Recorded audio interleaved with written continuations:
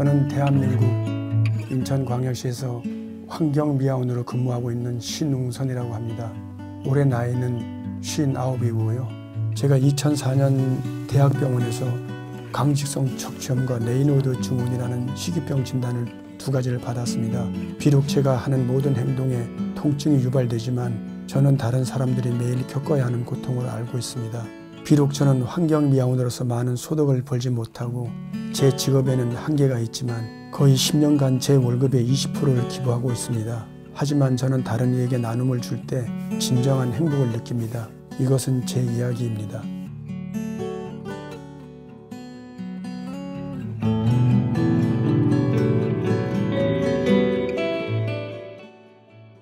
저희가 제53회 청룡봉사상 인상을 수상하셨다는 소식을 듣고 빨리 만나 뵙기를 정말 기대하고 있었는데요. 혹시 전 세계 구독자분들을 위해서 이 상이 어떤 상인지 간단하게 소개해 주실 수 있으실까요? 청룡봉사상의 인상이라는 게 민간인 부분에 주는 상으로는 대상 부분이라는 그런 얘기를 하시던데, 제가 그런 큰 상을 받고 보니까 오히려 앞으로의 삶이라든가 모든 행동이 더 조심스럽고 또 더 열심히 또 나누고 봉사에 살아야 된다는 그런 막중한 책임감이 드는 그런 큰 상 같아요. 정확히 어떤 일을 하시고 계신가요? 이제 새벽에 나가서 밤새 어지럽혀진 그런 인도를 청소하는 그런 직업이죠. 한 달에 수익이 어느 정도 되시나요? 지금 세금 떼고 한 270에서 한 300 가까이 되죠. 그러면 기부를 시작하신 지는 얼마나 되셨나요?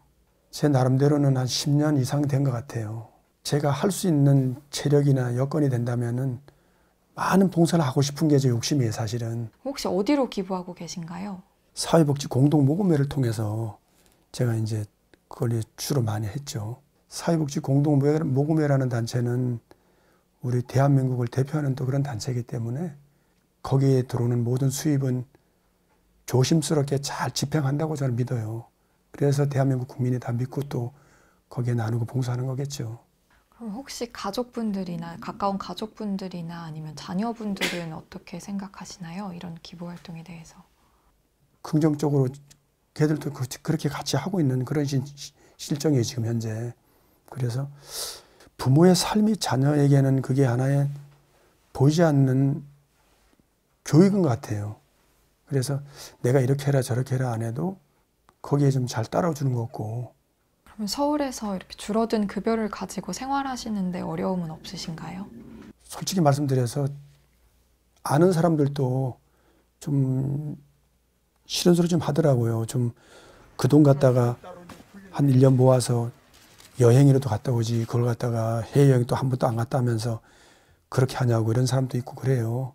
근데 어려운 삶이라도 마음먹기 나름 같아요. 좀 이렇게 편안한 마음으로.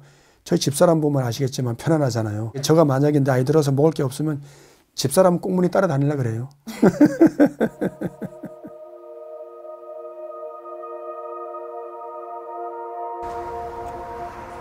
혹시 어떤 일을 하시고 계시나요?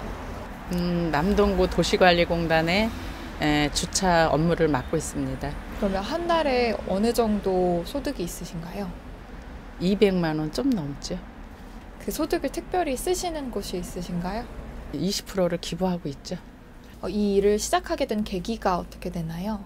처음에는 남편이 저 모르게 이렇게 뭐 돌집에 간다, 결혼식에 간다 그랬어요. 근데 나중에 알고 보니까 그 기부를 하고 있더라고요. 그래서 그거를 이제 눈치채고 그러면 제가 같이 도우면서 같이 기부를 해야 되겠다 생각하면서 그러면 진작 얘기를 왜 못했냐 그랬더니 조금 뭐랄까 좀 주저하면서 우리 형편에 무슨 기부를 하냐 그리고 좀 난리 칠 것 같아서 자기 모르게 했다. 그래서 그렇게 좋은 일이라면 나도 같이 동참을 해야겠다. 그래서 같이 지금은 제가 더 적극적이죠.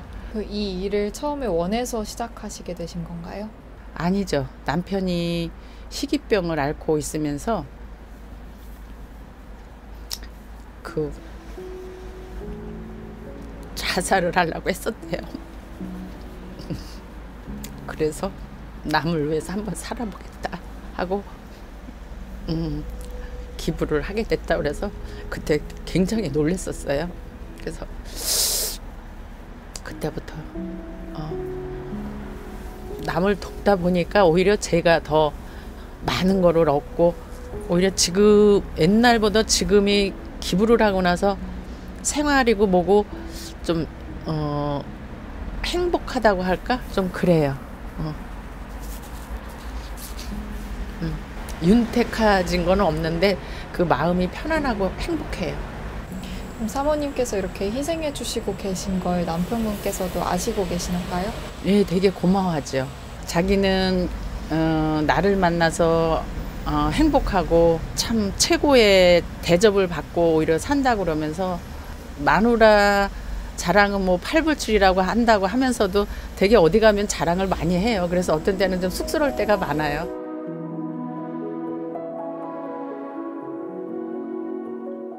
사모님께서 지금 100% 지지를 해주시고 계신데 특별하게 뭐 자녀분이나 사모님께 미안함을 느꼈던 경험이 있으신가요? 가장으로서 내가 자식들이나 또 돌아가신 우리 어머님한테도 그렇고 지금 옆에 있는 집사람한테도 나의 가장의 역할을 다 못한 것 같고 그래서 늘 미안하고 그리고 지금 집사람이 현장에서 일 안 하고 이렇게 월급을 안 받아오면은 솔직히 저 생활 못해요. 이렇게 뭐 할 수도 없어요. 솔직히 말씀드려서. 또 돌아가신 저희 어머님이 안 계시지만은 제가 막내예요. 또 옛날에 12남매를 낳았는데 저하고 미국 가 계신 형님하고 사이에 8명이 죽었어요. 그러다 보니까 우리 어머님 고생 엄청 하신 거죠. 지금 이렇게 저렇게 좋은 상 받은 거 아시면 또 되게 좋아하실 텐데 참 부모의 그 마음과 부모의 사랑을 제 자신이 이제야 이제 그 부모의 마음을 알 것 같으니 평생을 저만 바라보고 90평생 살다 가신 분이 얼마나 그 마음속에 한이 됐겠어요. 진짜 참 마음 아파요. 저희 어머님한테 생각하면.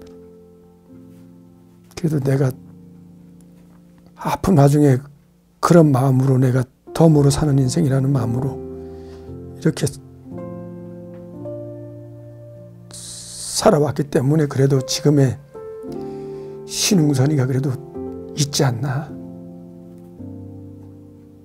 그때 만약에 내가 나쁜 마음 먹고 죽었든지 아니면 살았어도 내 자신만을 위해서 내가 그래도 산다고 살았으면은 오히려 헛된 인생으로 내가 살지 않았을까 이런 생각 드는데 그래도 내가 남을 위해서 이 아픈 와중에서도 나보다 더 고통스러운 사람도 있지 않겠나.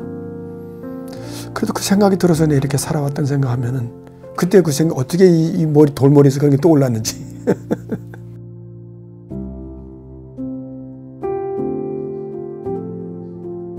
이 일을 하는데 크고 작은 차질을 겪으신 적은 없으신가요? 저 같은 경우에 특히 레이노이드 증후군이라는 그런 병을 앓고 있다 보니까 요즘 같은 겨울이 제일 힘들어요.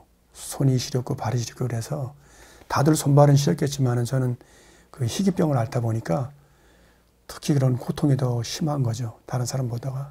저는 그 레이노이드 증후군과 강직성 척추염에 대해서 처음 들어보는데요. 혹시 어떤 것들인지 말씀해 주실 수 있으실까요? 추운 겨울에 간혹 가다 보면은 이 손이 피가 안 통해서 하얘져요. 손끝이. 막 저리고 감각이 없기 때문에 허벅지 속에 넣고 비비고 한참을 주무르고 이제 그러고 다시 일을 하고 그러죠. 그래서 그런 게 참 힘들고 고통스러웠는데 대학병원에 가서 진단해 보니까 그게 레이노이드 증후군이라는 그런 얘기를 하더라고요. 그래서 이것도 희귀병이었구나. 어느 날은 울면서 옷을 입다 보니까 집사람이 일어나서 옷을 입혀주는 거예요. 그래서 나가서 일을 하고 그랬는데 도저히 안 되겠다 싶어서 이제 확인해 보니까 서울대학병원을 갔는데 그 강직성 척추염이라는 진단이 나오더라고요. 이 질병을 앓고 계신 지는 얼마나 되셨나요? 한 15년 넘었죠. 사실은 고통 중에서 제가 힘들어서 이런 삶을 사느니 그냥 삶을 마감할까 이런 마음에서 사실은 그런 나쁜 마음을 먹었던 것이 그 나누고 봉사한다는 그런 생각을 갖게 된 거예요, 사실은. 그래서